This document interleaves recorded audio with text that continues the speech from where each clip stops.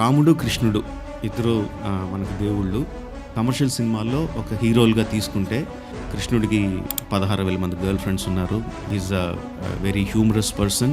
మన regular commercial హీరోలకి ఏమైతే లక్షణాలు ఉండాలో అవన్నీ శ్రీకృష్ణుడు కరెక్ట్గా ఉంటాయి. రాముడికి తీసుకుంటే కమర్షియల్ పాయింట్ ఆఫ్ వ్యూలో తీసుకుంటే చాలా బోరింగ్ క్యారెక్టర్. ఒకే అమ్మాయితో తిరుగుతాడు, గట్టిగా మాట్లాడు.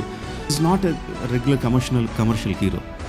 భారతీయులందరికీ కొన్ని వేల సంవత్సరాలుగా కృష్ణుడు ఏమన్నా అంటే తట్టుకుంటారేమో కానీ రాముడిని ఏమన్నా అంటే మాత్రం తట్టుకోలేరు. ఆవేశం పొంగుకొచ్చేస్తుంది. అంత వీరారాధన రాముడు అంటే. So I was thinking why is that.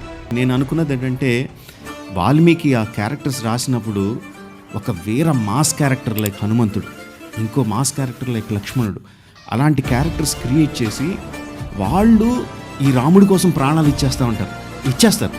రాముడు అంటే చచ్చిపోతారు, రాముడిని ఏమన్నా అంటే తట్టుకోలేరు. సో డైరెక్ట్ హీరోయిజం కాకుండా అప్లైడ్ హీరోయిజం.